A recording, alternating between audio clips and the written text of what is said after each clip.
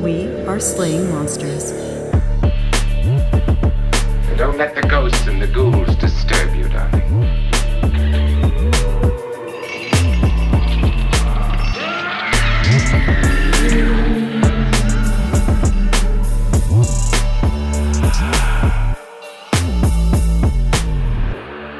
Wow. Yeah, it looks good. Oh my God. Cool. We're Awesome. gonna do a podcast. Oh my God. Oh boy. That's my Christopher Walken. We're gonna... You just say, oh. Oh, that's how I get into it. Oh, here we are doing a podcast today. Oh my God. He doesn't say, oh my God. What does he say? Holy moly. I don't know what the fuck he says. Holy moly. That's good. That's some good Christopher Walken. Holy shit. Wasn't he in Reservoir Dogs? Am I thinking of somebody else? He was in Reservoir Dogs, wasn't he? I don't think you're thinking Reservoir Dogs. You're thinking True Romance? He was one of the dogs. No. What? He should have been. That's a fucking travesty. I think you're confusing him with Steve Buscemi. Yes, I am. You're correct about that. 100%. Yeah. All right, that's fine. He should have been in Reservoir Dogs. That's kind of a travesty that he wasn't in that film. Seems like he should be. He was... Christopher Walken was played by Steve Buscemi in Reservoir Dogs. Yes. Why are we talking about Christopher Walken today? Well, it's an excellent question. By the way, we are Slaying Monsters. This is Matt. Yo. And I am EJ. And we are talking about Christopher Walken for absolutely no fucking reason. Because today we're going to talk about... Today we are going to talk about disclosure. Yeah, this is sort of a follow-up on the episode that we had last month where we talked about David Grusch. David Grusch is a major, was a major, is a major. He served with the U.S. Air Force, and he also worked at the National Geospatial Intelligence Agency, which reported to the U.S. government in ways that we'll probably end up talking about here. Yeah. But for background, you should go and listen to our first episode, our last happy hour, talking about David Grusch and his whistleblower claims. Mm-hmm. Essentially, what he's saying is that the U.S. government has recovered UAPs, unidentified... aerial phenomena. Anomalous. Oh, you're right. Unidentified anomalous phenomena. And Grusch claims that not only have we recovered the craft, we've also recovered what he calls non-human biologics, which is a very, very vague statement. Mm-hmm. We could very easily jump to aliens. We could jump to things not from this world. We could also say, like, if somebody took a flower in their spacecraft and took it to the moon and brought it back, that flower is a non-human biologic as well. Yeah, it could be, could be anything. Anything. And unfortunately, that's one of those things that are classified, and already we're getting into this right now. But basically, on Wednesday, July 26th, David Grusch, our whistleblower, spoke before the subcommittee on national security, the border, and foreign affairs in Washington, D.C. Also speaking with him were David Fravor, who's a retired Navy commander, and he's also the guy who saw the Tic Tac craft and got it on video. And then Ryan Graves, who's a former F-18 pilot and served in the Navy for over 10 years. So these guys, they all have a military background of some kind. They all should know what they're talking about, right? Totally. So they spoke before this subcommittee of senators, other congresspeople, representatives, and essentially Grusch came forward saying, we have recovered craft, not of American make, certainly. We call the UAPs, unidentified anomalous phenomena. So we have recovered these types of crafts, and we have alongside them we have recovered non-human biologics. And a biologic can be anything from a blade of grass or mold or something like that, and just some biological entity that's not human, to all the way up to maybe alien bodies, which is of course the talking point that everybody's saying is recovered bodies, all of that. The hearing was about 2 hours long. They went through a lot of information. a lot of things that I know I had never actually heard before, a lot of reports that I had not heard before that are really kind of fascinating. And we're going to just continue here. We're going to jump in. We're going to keep talking about this. Yeah. I think the other thing that I found interesting and a really probably the most practical issue that's going on right now is the misappropriation or alleged misappropriation of funds. Yes. Just the non-accountability of where is this money going. And that was a major point of Grusch's, which is he brought up IRAD. They used a lot of acronyms, dude, like a lot of acronyms that I had to like then go back and look up myself. I watched the whole thing live. Me too, by the way. I did too. Yeah. So I'm not in the dark here, guys, this time. So IRAD stands for Independent Research and Development.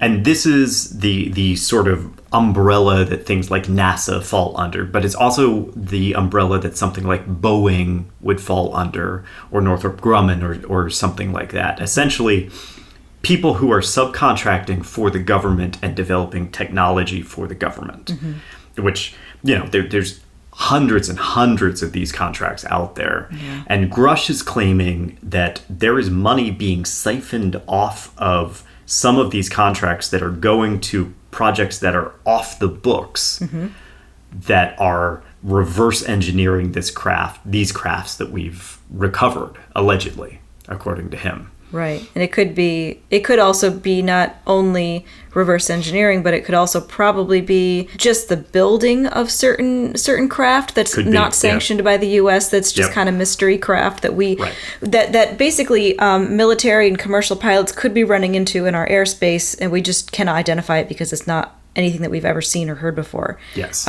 Could be. Could also be alien. But could be alien, right. But that's the thought, too. Yeah. I think you brought up a really interesting point as we were watching it, that maybe what's going on is you have these third-party agencies that are developing craft and are flying test flights that are not necessarily completely on the books, that are pinging on American radar and American military radar, and they're saying, what the fuck is that? Let's go scramble and try to figure out what that is. Right. Good luck figuring that out. Good luck. Yeah, good luck figuring out what it is. And then, of course, if you're, serving in the military, you're not privy to whatever they're developing at this other agency. And then you see it and you say, oh shit, what's that? Right. And this is sort of the point of the entire discussion that was had on Wednesday, which is there's too much secrecy that exists in this entire body. Like, we need to know where the money's going, what kind of crafts are being developed. Ryan Graves kept saying we need to have a pipeline, essentially, so that not only military pilots, but also commercial pilots can report what they see without fear of reprisal. Yeah. Apparently they talk about a sometimes very malicious and very dangerous reprisal that can come against people who even just bring up like, oh, I saw something weird in the sky. Yeah, it's upsetting to me that it's surprising to me that there's no standard operating procedure for sharing information that is completely bizarre, and with the government, it's crazy that they don't have this already, and it's weird that not only do they not have it, but if you do share it, you could have there could be consequences. Having, like, if you work anywhere in any business, generally speaking, in any corporation, they do have like policies. Hey, Zuri. Hi, Zuri. You're on camera today. For those just listening, Zuri has decided to jump up on the back of my chair. Many corporations and businesses essentially have these policies where you do go, there's step-by-step ways to talk about things with no retaliation. They promise no retaliation. If you see something weird, say something. And it's bananas that when it comes to the high stakes of the government, there's nothing like that. At least as far as I know, as far as they said. Right. And we should preface this that all that we're going to talk about here is according to these three who gave testimony. Right. And we do not work for the government. We have no information on any of this stuff other than what was presented on Wednesday and the backstory and research that we've done into UAPs, UFOs, and all that good stuff. All the Right. stuff that I really love. So. Right. It seems like when you're dealing with pilots who are encountering strange things in the sky, we should have some type of mechanism for them to be like, yo, I saw this weird thing. Especially when you're looking at what happened like earlier this year, where we had a Chinese spy balloon drift across the entire country before it got shot down.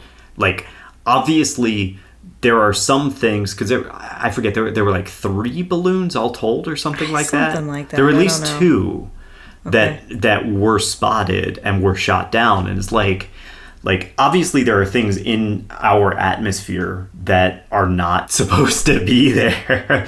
You know, we should have a system for people to report these things. And when you talk about commercial pilots, where, you know, how many commercial flights are being flown every day, they might be the best eyes that we have on the sky, because they're just there all the time. I guess I'm kind of surprised that I'm not hearing more stuff from commercial pilots, more weird stuff that they're seeing. I have a theory about that. Oh, okay.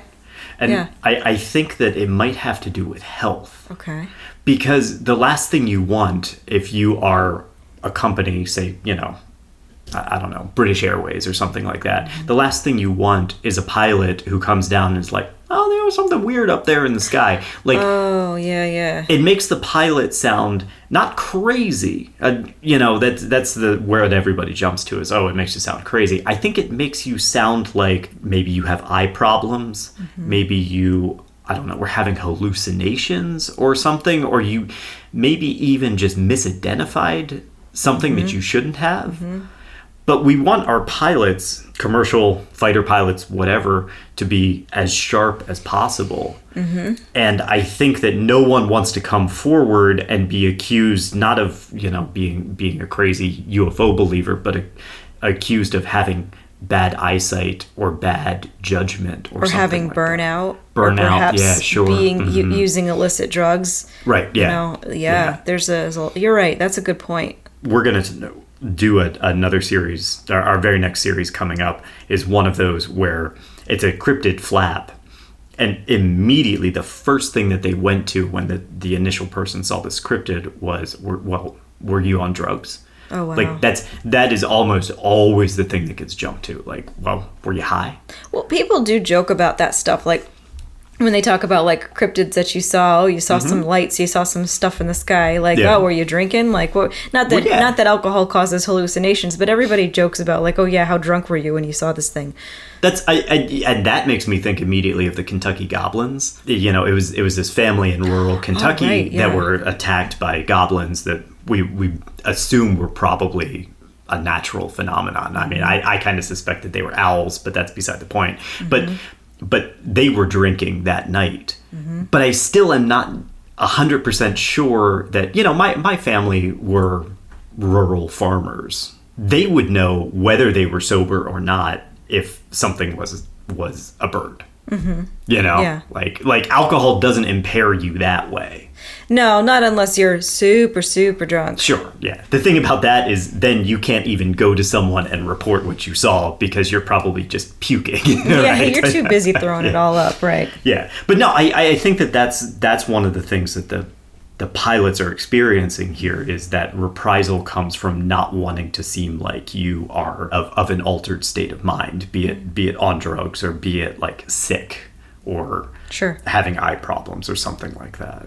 I have a couple things that I very specifically want to talk about with this. We talked a little bit about the concern of having money being siphoned off of other programs to go into this, and these black budgets, you call them, like they're totally off the books, right? And we talked a little bit about the stigma against reporting. There's also a greater stigma that comes from one of the things that Grusch has said from the very beginning, that he was intimidated to the point of like threatened when he spoke out against these things, which is a very, very scary thing that should not be happening at all. And this harkens back to the whole notion of like the Men in Black and these shady government people who are going to come around and be like, did you see something? Don't you dare report it, or we're going to, you know, threaten your family or something like that.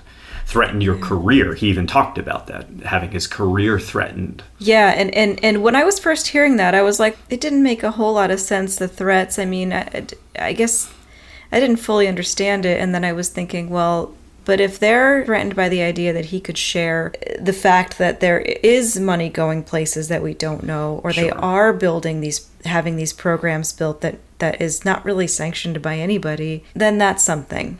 That is something that you could get hurt for sharing. Yeah, I mean, because as soon as you said it against the backdrop of, well, the money is coming from someone somewhere and going to something that's totally off the books, then if you start whistleblowing on that, who knows what the repercussions of that are when it comes down to, what regulations are being skipped in this process.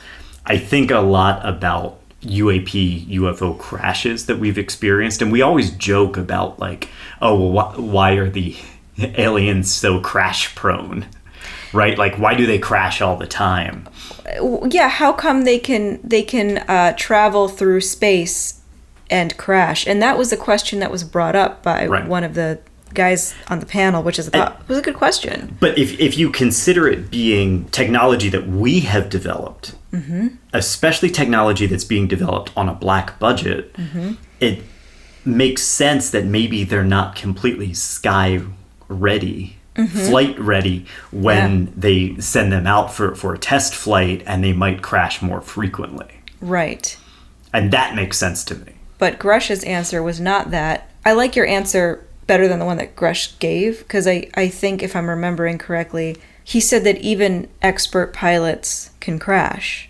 Nobody is perfect. And I think that is actually, I think that's a very fair assessment, Totally. So, that's another answer to that, but I do like yours more though, because he's speaking more of these non-human entities coming into our solar system from very far away, and they're being fallible, which begs us to now imagine aliens being real, and it asks a lot of us, where yours is, these are actually third-party shadow programs that we really don't know about, and of course they're going to crash because they're not perfect. It ends up being a numbers game for me, where, okay, let's say 10% of all manned flights crash, right? Just through pilot error or whatever. Yeah. And let's say that number is the same for aliens, just for the sake of argument, as a thought experiment.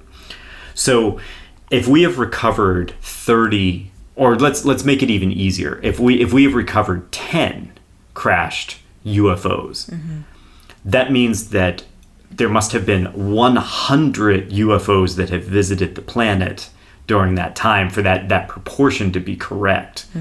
Maybe that's true. Maybe. But it comes down to those numbers for me, where it starts to get more unbelievable when you talk about that, because I don't think 10% of all flights crash. I think it's much smaller than that. I think it's like 0.1 of 0.1%. And then how many UFO crafts must have entered our atmosphere in order to account for that many crashing in our atmosphere, and like once you start to follow it. The other possibility here that I will say that I've thought of is maybe so many are crashing because we're shooting them down.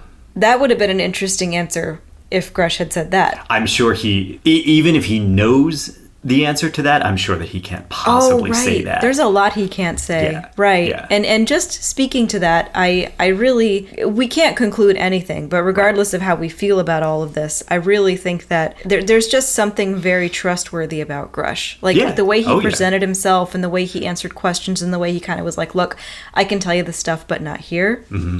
I really appreciated him. He came off as a very thoughtful person. His affectations were trustworthy. He was calm. He answered the questions well. He knew when he couldn't answer questions. He wasn't always talking to his lawyer, who I suspect was behind him. He was really giving straight answers as much as he could, and same for the guys around him. And the smiley dude I really liked. What was his name? That was David Fravor. David Fravor. Yeah, Fravor. I enjoyed him. He was I liked how he smiled the whole time, and he was the guy who saw the Tic Tac.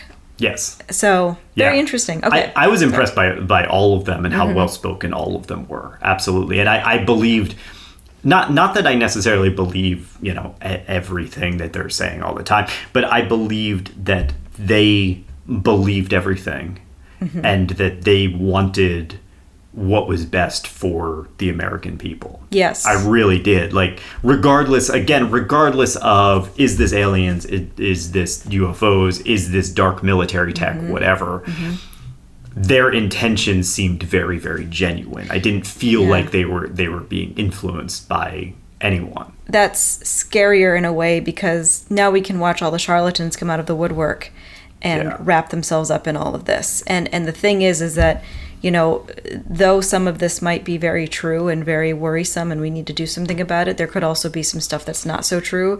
And that's the kind of stuff that people that have something to gain are going to grab onto. Yeah, and this is actually a perfect segue, because I do want to talk about the people who were sitting behind Grusch, because I think that they are going to provide a very interesting little insight into this world and what's going on. And if anything, they worry me a little bit being there, honestly. Me too. So they were squished back there for some reason. They were very, very tight. If you look, they were like, oh. But behind him, to his right, was George Knapp, and to his left was Jeremy Corbell. And I want to dive into these dudes for a minute, because they are going to provide some insight into this whole thing. Cool? Oh, yeah. Travel with me. So George Knapp is probably the most famous for being the guy who first interviewed Bob Lazar. Bob, you want to jump in and tell me what you know about any of these guys? Bob Lazar. Is he the guy that... Oh, no. I confuse him with the Coast to Coast guy, who is not Bob Lazar. No. Bob Lazar is the guy who had something to do with aliens. Yes. So Bob Lazar claimed to be employed at Area 51, where he was allegedly reverse engineering flying saucers. You've told me this about 20 times, and every single time it's left my head. Don't worry about it. First, face value, that sounds like that story fits perfectly in with what Grusch was saying, right? We're reverse engineering crafts that we've recovered. Hey, Bob Lazar, he was one of the guys that was doing this. There's some issues with Bob Lazar's story. And we will do a full series on Bob Lazar at some point, but because he's been somewhat indirectly brought into the fold here, let's talk about him real briefly. He claimed to have a master's degree from MIT and another master's degree from Caltech, but neither school has any record of him being there. In fact, neither university would have taken someone with his academic record. So just like George Adamski, he called himself professor, but he never actually got a degree from any of those schools. Okay. He claimed to be a physicist, and he claimed to work for the Los Alamos Mason Physics Facility. But Los Alamos doesn't have any record of him working there as a physicist.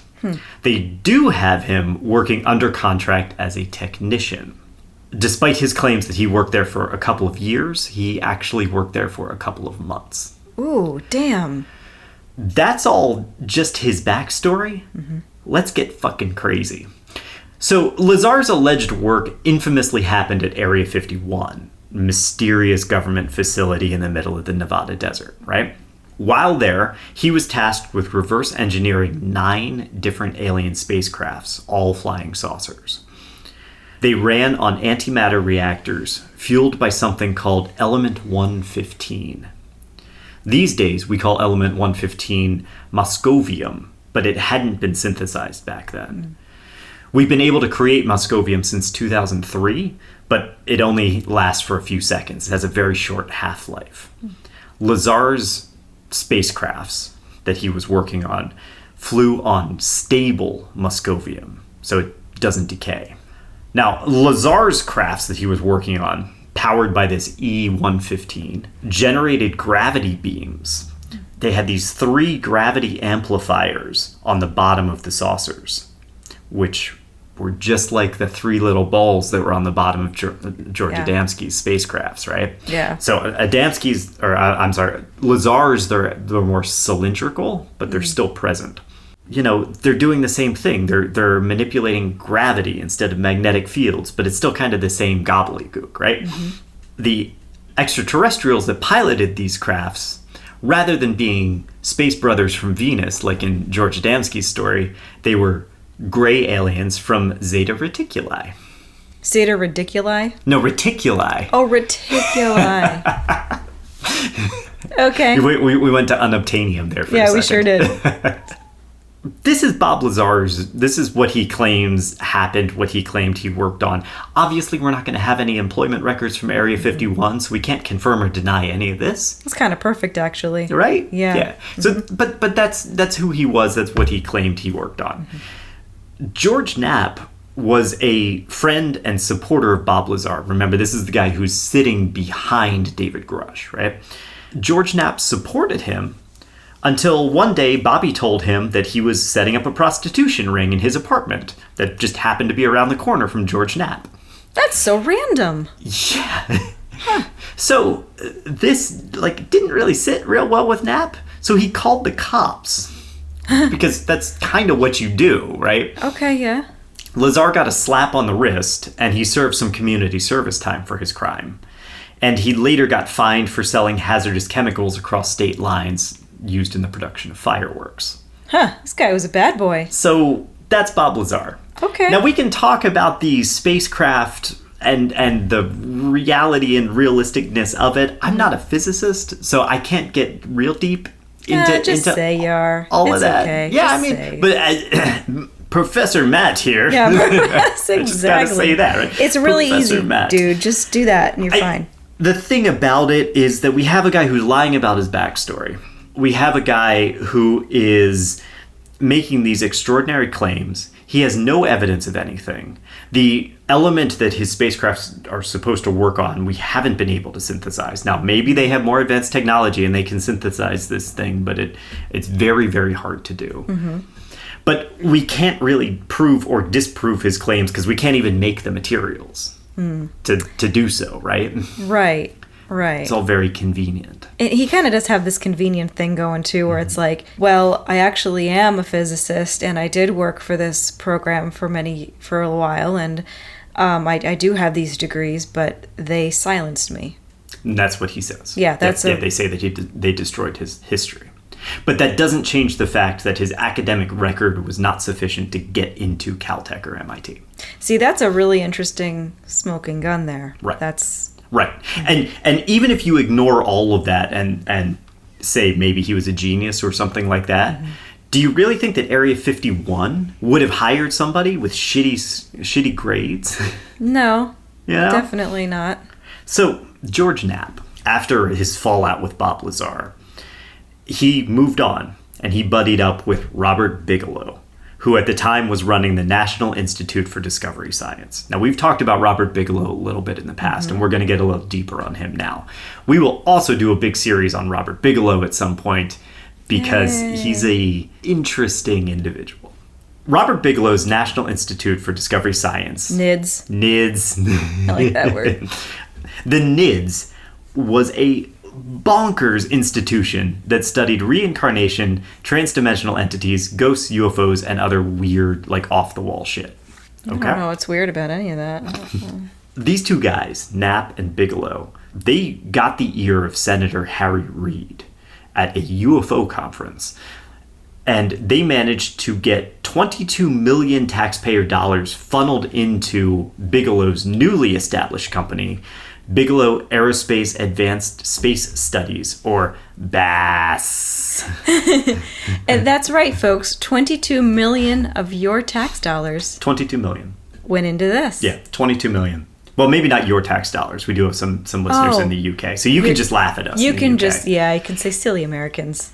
Bigelow also established the Advanced Aerospace Threat Identification Program, or ATIP.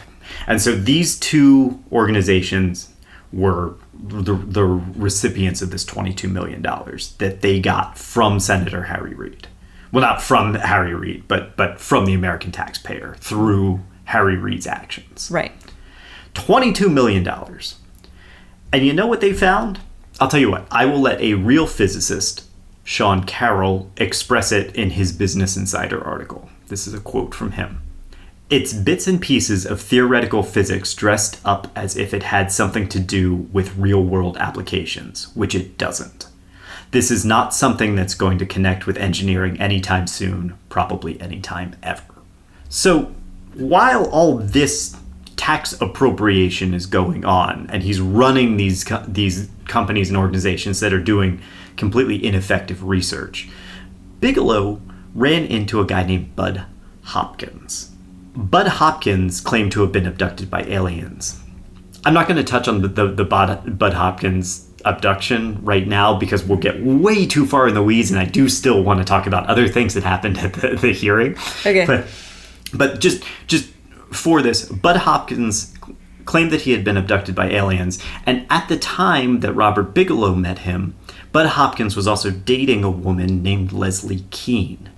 She was a journalist, and you'll probably recognize her name because she wrote the 2017 New York Times article that revealed ATIP to the world. That's Bigelow's organization. Mm-hmm. She's also the author of last month's article breaking the David Grusch whistleblower story. Oh, and by the way, Keene is currently serving on the board of directors for the Bigelow Institute for Consciousness Studies. George Knapp, for his part, publicized Robert Bigelow's Skinwalker Ranch, claiming it was a paranormal hotspot. And he alleged stuff was happening at Skinwalker. There were UFOs, there were Sasquatches, there were monsters that were immune to gunfire, there were poltergeists, invisible radioactive objects, cattle mutilations, basically like a... Guys, whatever you want. Yeah, 40 and wet dream, Can right? you think of it? It's there. Yeah, so all of this shit is happening on Robert Bigelow's ranch, and guess what? All of it needs to be studied. Yeah. All of it needs to be studied, and all of that study needs to be funded. His ranch is basically Rule 34 of the internet. Yeah, exactly. Rule 34 of reality. Of reality, yes. Bud Hopkins, our abductee, investigated Skinwalker, and George Knapp wrote a book on it. That book became the basis for the film Hunt for the Skinwalker from Jeremy Corbell, who just happened to be sitting on Grusch's left during the hearing. Corbell also produced the 2018 documentary on Bob Lazar. So it's like a conspiracy incest party going on over there. For real, yeah. These two guys are flanking David Grusch during this hearing in D.C., which casts some serious doubts on this guy's credibility. Even if he's not taking tips from them or anything, they're there, dude. Mm-hmm. These are not what you call skeptical individuals. They have quite an agenda. And what really concerns me is that there's a guy sitting between them who was giving some type of advisement to David Grusch, mm-hmm. who I think might have been his lawyer. Yeah, maybe. So they are flanking who might be his lawyer. I also saw a photo from the, it's not backstage, whatever you call it, the like prep room, mm-hmm. where you had Grusch and Graves and Fravor with these guys, mm-hmm. Corbell and Knapp, and also Leslie Keene, all in the room together, all getting ready for this. Mm-hmm. It concerns me because there's a very specific agenda coming out of Robert Bigelow's people. Yeah. It's an unfortunate pairing up, isn't it? Mm-hmm. I think that, oh God, if they were being really strategic and I were them, I would know better. I would have more self-awareness to step away and not be anywhere near any of this. Yeah. Because putting them there definitely does kill a lot of the credibility. It does. It does. And it's a shame because this is something that we really, really need to talk about. Yeah, because there's a lot of truth in it. Like, yes. There's a lot of problems that are, if what they're saying is true about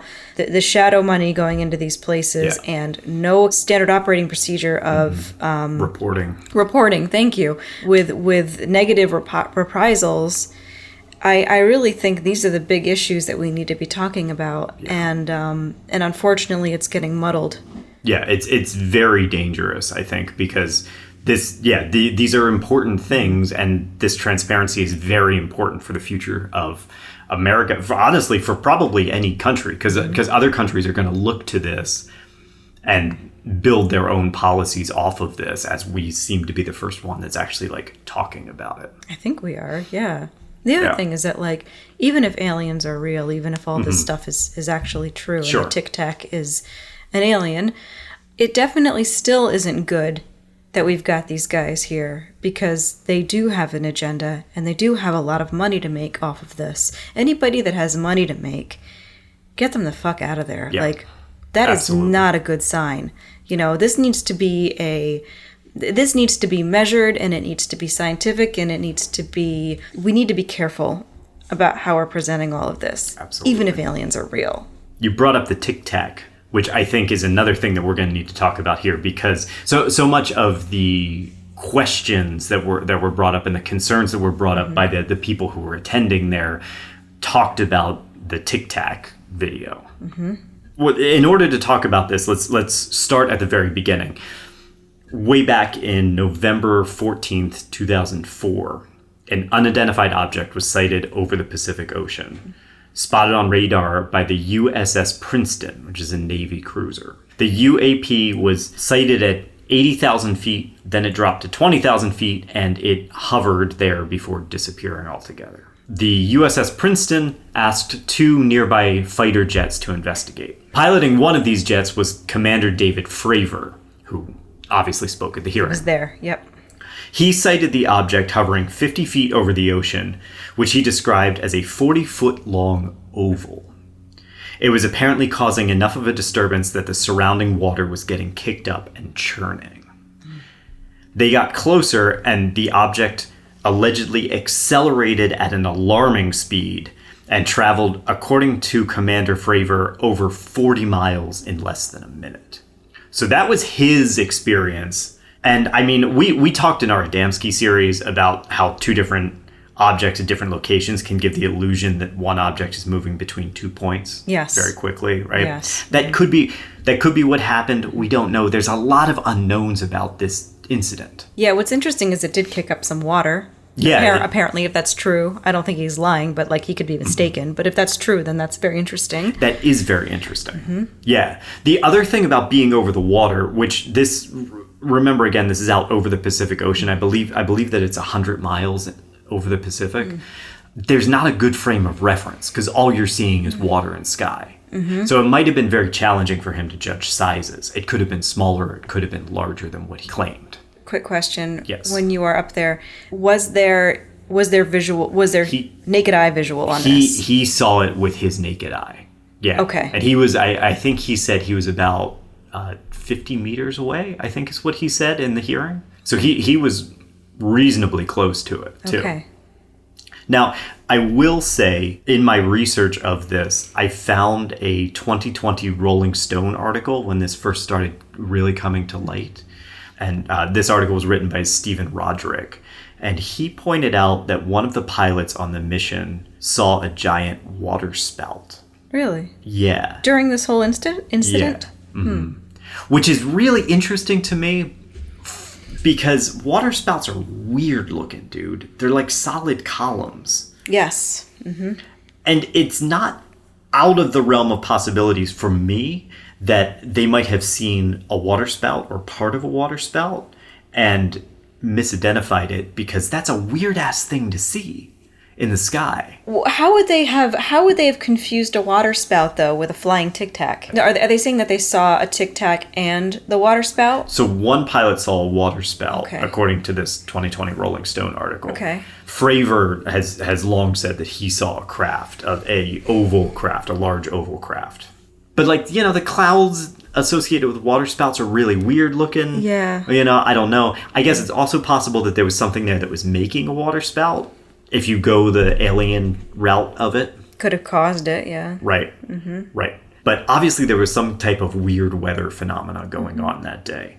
And it got me thinking, I'm curious to see if we start to experience more reports of UFOs because the weather is getting weirder. Oh, interesting. Due to climate change. Yeah. And if that's going to accelerate people's sightings. That could be. Kind of wonder, right? Yeah. Yeah. Yeah. Like this whole sighting that Fravor had goes unreported until 2017, when our good, unbiased friend Leslie Keene wrote it up in a New York Times article published alongside the Robert Bigelow and ATIP expose. Then videos were released giving the public what has been called the best visual evidence of a UAP. Right. Made a really big splash. I think... I didn't mean to do that, but... So clever. That's the thing that's kind of interesting to me and kind of speaks to the issue of reporting, is that there was no official anything about this. He right? said that they didn't investigate it. They didn't investigate it. It was 2004 they had this sighting. It came out in the New York Times in 2017 with no investigation. Now, there's two ways to look at that. Yeah. You can look at it as they shut the door on it because it was a UAP. Or you can look at it as immediately they said, oh, there's nothing worth investigating here because this is natural phenomena, because you were mistaken. Yeah. How did he get a hold of the video after all these years? Leslie Keane got a hold of them, and she released them through the New York Times. I'm not saying that they're not legitimate. I completely believe that they are. They were confirmed. They were confirmed by the Navy that they were legitimate videos. Okay, yeah, exactly. I think so. But my question is, why now? I don't have an answer. I mean, I really don't have an answer for that. Usually when you want to answer why now, it's like, well, because there's something to be gained for it. Well, certainly ATIP became a thing around that time. Robert Bigelow's ATIP You mean in 2017? Okay. Yeah. Well, that's something. Yeah, you also had the culmination of some things. Like you had ATIP that was essentially released to the public, saying this is a program that Bigelow's been doing with American taxpayer money. You also had the To the Stars Academy that was founded by Blink-182 dude. Yeah. Right? That that also was established around that same time. So there was like buzz going around. So I don't know if it was just the buzz, or if they were released to bolster publicity for those two things. I've also always wondered if maybe this whole ATIP notion is sort of Robert Bigelow's way of keeping the money flowing to his enterprises. Yeah, if you're going to funnel money into these enterprises, these organizations, that's coming from Congress, the best way to do that is through your constituents. You want to talk about the videos themselves? Sure. I expect we've all seen these videos. Looking at Fravor's video from 2004, it's really hard to determine what, if anything, is going on in it. It's just a spot that the camera is autofocusing on. And the camera occasionally loses focus, which then distorts the subject as the camera hunts for the focus again. In film, we call that focus breathing. And it creates all kinds of distortions, sometimes even going so far as to appear that the camera is zooming in and out when it's actually just trying to focus. There was another video that was released alongside this one that shows an object speeding above the water, appearing to travel alongside a plane, like at the same speed as the plane. But it's important to talk about a phenomenon known as parallax in order to understand what's going on in this video. Now, parallax is what happens when you focus on an object, but then you move your position relative to that object. So, EJ, imagine you're standing on the left side of a football field, and you have a camera, and you're looking at a person like the Eagles center, Jason Kelce, who is standing dead in the center of the field. You're on the left side, he's dead in the center. Keeping the camera focused on Kelce, you run from one side of the end zone to the other. And while you're doing this, Kelce jogs in the opposite direction at a leisurely pace. When you look at the footage, it's going to look like Kelce's running really fast, not because he is, but because you've actually created the illusion of the background moving past him by running by him. Right. That's called parallax. So the cameras were on servo gimbals, which means that they were robotically controlled and could pan and tilt a full 360 degrees to cover the area, all of the area below his craft. Whatever was on camera that day, the cameras locked on it and tracked it while the pilot flew by at 300 miles an hour. This created the parallax, which makes the actual velocity of the object, brings it into question. It does. Can I ask a question about that, though? If they saw it with their naked eye... Oh, how interesting. So we're talking about a different video now. There were two other videos released alongside the Tic Tac video. One of them is this object flying over the ocean. And another one is a different video that we're going to talk about in just a sec here. But the Tic Tac video is just the thing that's hovering there and popping in and out of focus. Okay. And it's just a mass. We don't really know what it is. Okay, and that was seen by the naked eye. Yes. And then the one that we're talking about with the parallax, that is a video that was not seen by the naked eye that we know of. Not that I know of. Not that we know of. Okay, gotcha. Thank you. And then there's a third video Also, we don't know if this was seen by the naked eye or not. This shows an object that, again, appears to move with the camera, flying near clouds instead of over water. This object actually looks a lot like the classic saucer shape. But to me, it also really looks a lot like a lens flare.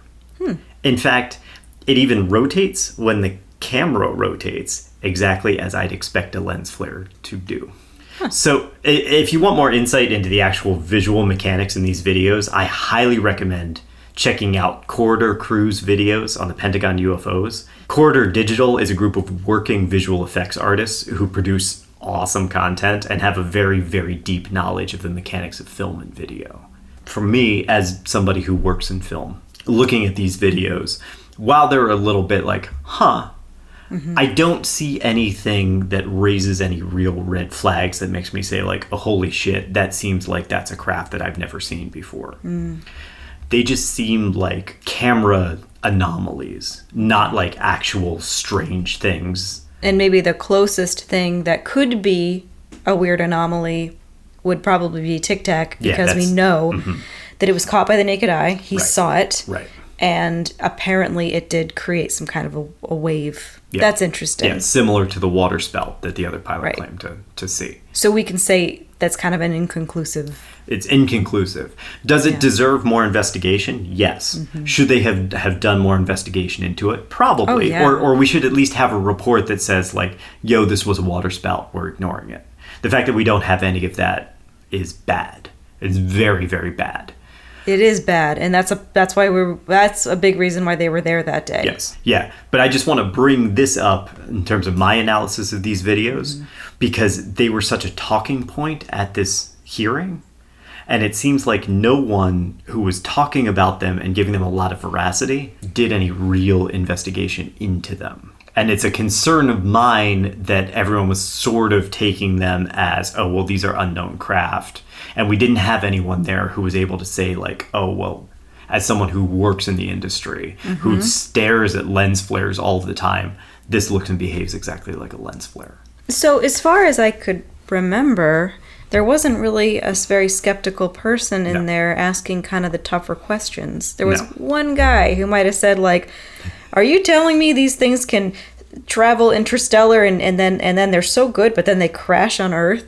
That was the most skeptical thing I think I heard the whole time. And I'm not saying like go and attack these poor guys. Like I definitely don't think that. I just think that for the sake of science and for the sake of figuring out what's really going on, we really do need an expert viewpoint. Yes. Somebody coming in and just asking those questions and just like saying, somebody who knows about film. I certainly hope that will happen in the coming weeks, months, as they begin to do these actual investigations into it, and we can get some more thoughtful reporting around it. Because it seems like what's happening right now is stuff is either being investigated and then just dropped or not being investigated at all.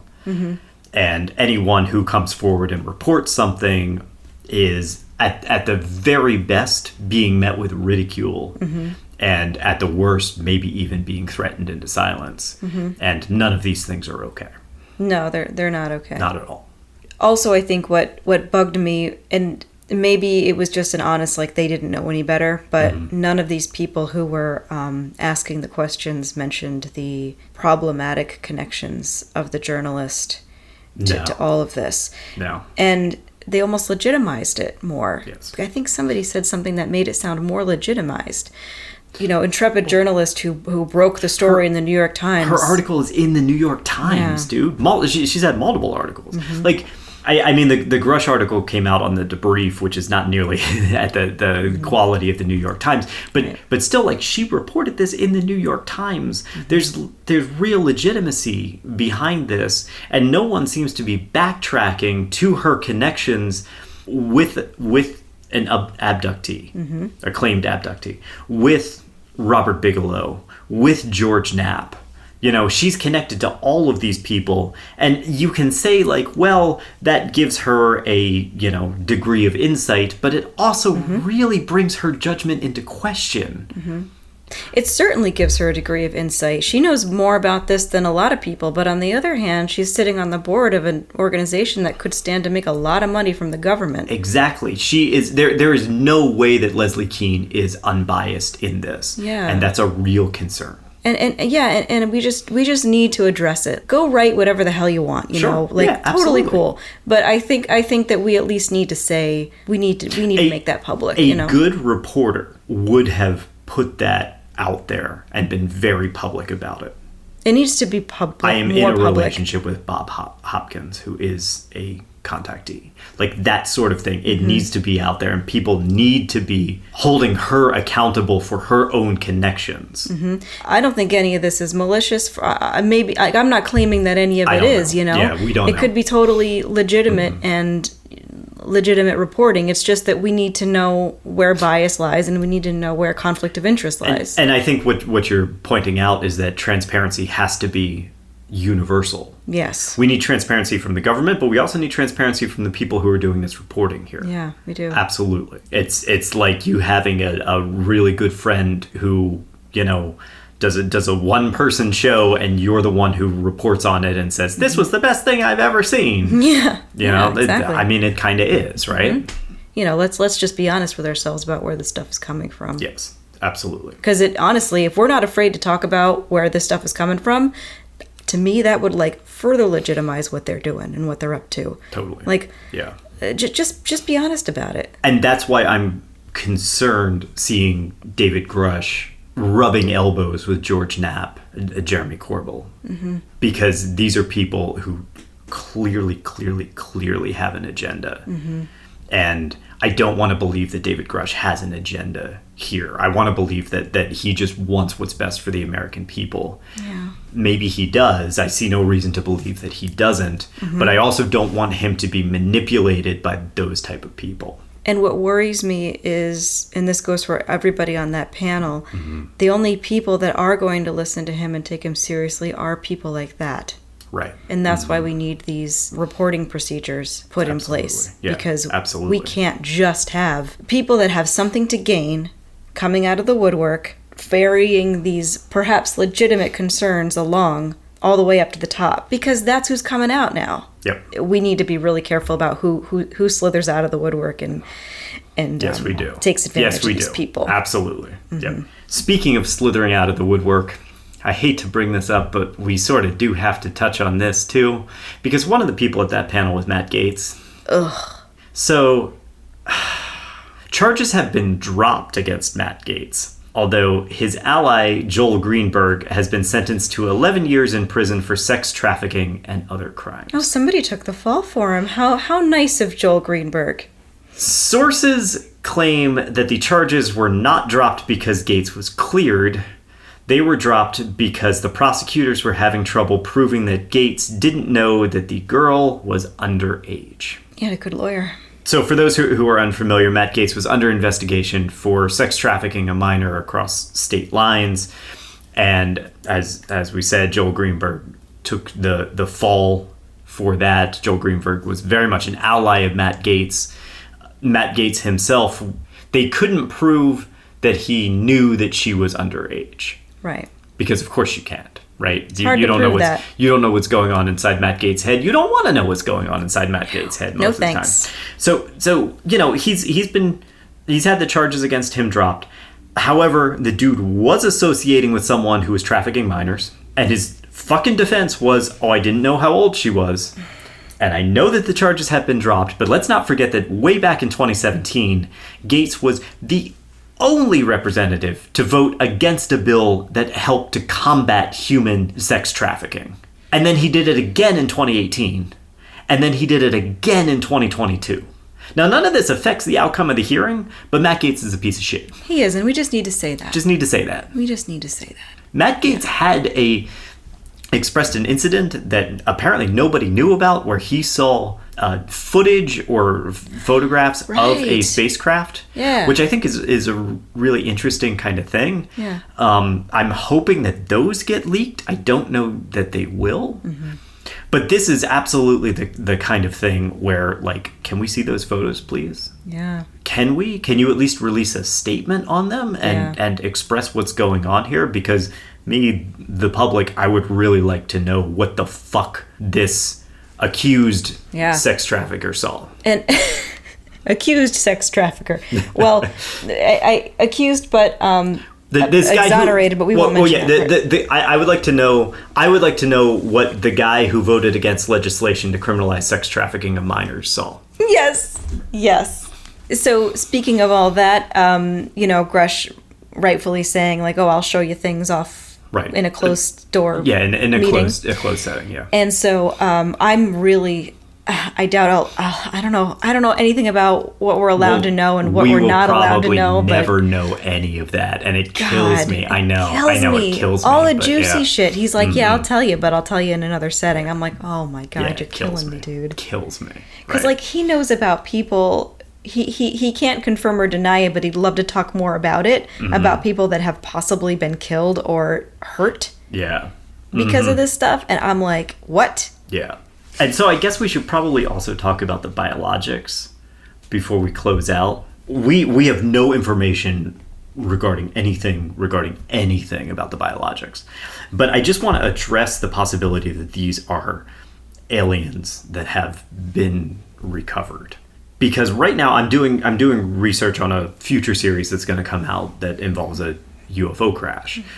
And it's going to be a really awesome series. It's going to be a very long series, and we're going to have a lot of fun doing it. But for now, I was fascinated in the process because it's the Aztec UFO crash. And essentially what happened there is a year after Roswell, there were a pair of con men named Silas Newton and Leo Gebauer.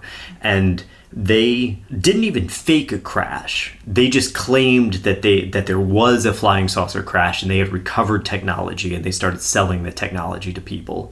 And eventually they went to prison for it because, they were making outrageous claims about the things that they had that were essentially just like dummy boxes full of like wires and dials and shit, right? Right. But what's interesting is that their story was there was a crashed saucer and there were recovered bodies. Now, when you go back into the actual reporting on the Roswell crash, there were not bodies associated with Roswell. It was just a saucer that crashed in the desert and was recovered by the government. Just pieces of it. But there were no bodies associated with it. The bodies were always associated with Aztec. And it wasn't until the 1970s when the stories got conflated together. And that's like a good 20 years after the incidents happened. And it's interesting for me to see these stories keep popping up because, Aztec, they were reporting it in 1948. By 1953, the two guys had been convicted of criminal charges. Yeah. And then 20 years later, the story resurfaces and again, but now we're calling it Roswell. And then honestly, the story resurfaced again in the 90s when we suddenly saw the alien autopsy videos that were popular at that time. And also thanks to the X-Files as well. Right. So there's like this cyclical kind of resurfacing of this crash story. And I feel like we're seeing that cycle reappear again. But what's fascinating to me is that part of that cycle happens to come from people learning about Aztec and Roswell. What would happen is when Project Blue Book existed, they wanted people to report incidents to them. Unlike what Grusch is saying now, but Project Blue Book was actually looking for it. Yeah. And people would hear about Aztec and then go to Project Blue Book and say, I heard that there was a crashed saucer, maybe you should look into it. And then a report would be filed. And this happened multiple times where these reports were being filed of, somebody heard about this crash in the New Mexico desert. Oh, somebody heard about this crash with recovered pilots in the New Mexico desert. Over and over again. And I do wonder a little bit, because Grusch has not seen anything firsthand, if Grusch just happened upon some of these reports, or if one of his direct reports happened upon some of these reports of these incidents, who didn't know the backstory, didn't know the history of Roswell, didn't know the history of Aztec, and said, oh my God, we have recovered flying saucers and aliens. Right. How long did Project Blue Book go for? All throughout the 1960s. Okay, so it ended way before, like, the 90s came around and the Yes. 2000s came around. Yes. Mm-hmm. Yeah, Project Blue Book ended in 1969. Okay. So yeah, they'd be digging up old reports Okay. if that was the case. Yeah. I'm just an observation. It's just that I see this news cycle. I see this story cycle over and over again. Yeah. Just as a layman sitting here, I did think that the Roswell crash did involve aliens. It involved. Never did. See, Never did. I think most people conflate. And honestly, Yeah, and I'd that's never what's even heard of. fascinating, right? Yeah, and I'd never even heard of Aztec. That's why we're going to do a series on it. I know, it's because cool. it's really cool. Yeah, but I mean, that's a point of ignorance for people that I don't blame them, because for the last 40 years, ever since Robert Spencer Carr, who's the guy who conflated them together, ever since that, they've just been the same incident. Yeah. And then you see the building mythology. That's one of the reasons why I think Roswell is so fascinating, because it's a mythology that we are building in real time of first there's the crash, then there's aliens, then we were doing autopsies on the aliens, then we're reverse engineering the technology that we got there to make our own craft, and it just builds and builds and builds into this gigantic thing. Yeah. None of that was happening in the original Roswell story. Actually, in the original Roswell story, they recovered a saucer that the government came in and picked up and said, oh, this is a weather balloon, and then walked away, and Roswell was nothing for 20 years. The Roswell story people didn't talk about it in the 50s. They didn't talk about it in the 60s. The Roswell story was the Aztec story. From the 70s. From 1948. Oh, okay. Sorry. Yeah. Wow. All right. God. There's too much aliens. I know.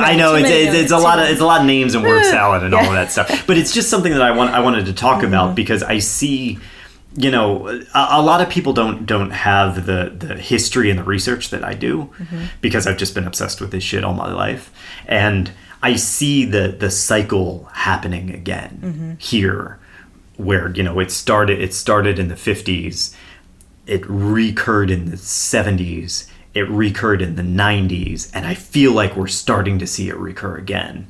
And I wouldn't be surprised if we suddenly go a little saucer crash crazy here for a bit. I think it's happening. Cool. Cool. I'm on board for this. Yeah. For this train wreck. In terms of where we go next with all of this, on July 27th, a letter was submitted to Kevin McCarthy, the Speaker of the House, requesting to establish a select committee with subpoena authority to investigate the U.S. government's response to UAPs.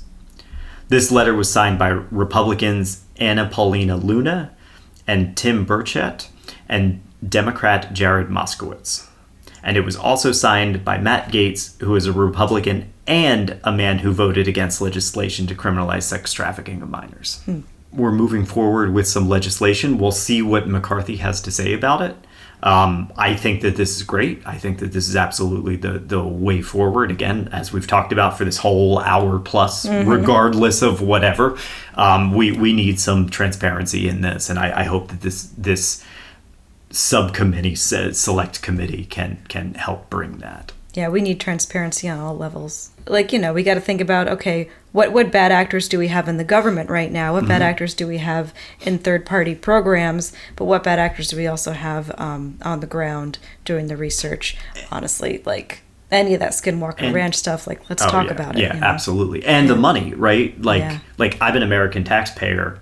I want to know where all of my money is going, no matter what. Like, what are you putting into my roads? What are you putting into everything, including what are you putting into research on UAPs? I want to know that. And if you're taking my money and doing something without telling me, I definitely want to know that, dude. Yeah, because we have this thing called voting. Yes, we do. Kind of important.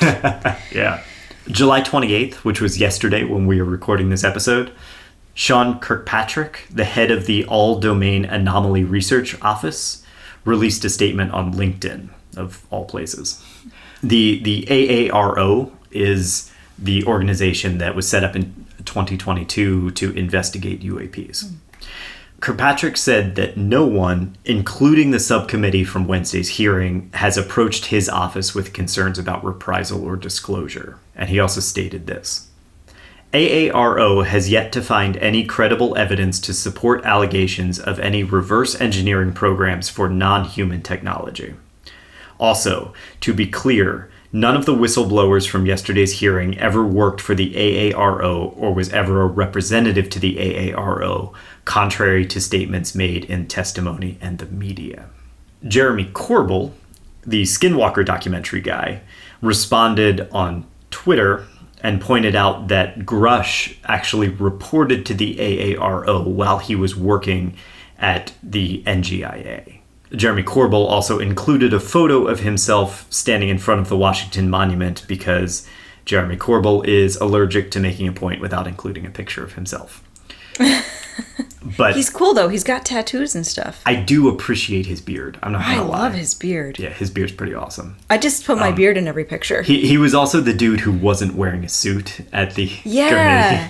he had like that regular guy Fetterman vibes. Yeah, he totally does. Yeah, right? Yeah, he's got like that shit going on. Yeah, I'm gritty. I like his look. But, he definitely rubs people the wrong way for that. Oh, does he really? Yeah, he does. Yeah. Yeah. So that's where we're at currently. I'm a little disappointed that the AARO was incorrect about that. And again, that's sort of a concern that this guy was reporting to you and you either didn't know he was reporting to you or you're lying about him reporting to you. So, is it incompetence? I always tend to fall on the side of incompetence, but these are the things we need answers for. Is it incompetence or, given what Grusch has said about reprisals and fear, I really do question that. Yeah. we need a lot more information and hopefully it will be coming. I think it's awesome that this happened at all. This is kind of a monumental occasion. I'm really happy that we live in a time where we can live stream this shit and I got to watch it live. This is sort of my dream. Yeah, you were such a freaking nerd. yeah, I know. We were watching it there and I was like, oh yeah, that's George Knapp there. But yeah. I know, we needed popcorn or something. You were just really did. Oh my God, this is like your boyhood dream. No, I watched all 2 hours. I was like, yeah, this is great. For it to be like the government, for this to be like, oh my God, this is like, but you and every other MUFON and not that you're totally. with MUFON, but every MUFON guy and gal and whoever. There were 100,000 people watching at one point. Yeah. There were a lot of people actually watching this thing, and I think it's really cool. Let's bring this into the mainstream, dude. Yeah, it's exciting, and we need to. We need to bring it into the mainstream. Yeah. We need to be okay talking about it. Just to address the skeptics before we sign off here, this needs to be in the mainstream because that's how we will be able to talk about it and dissect it and find out the truth of all of this.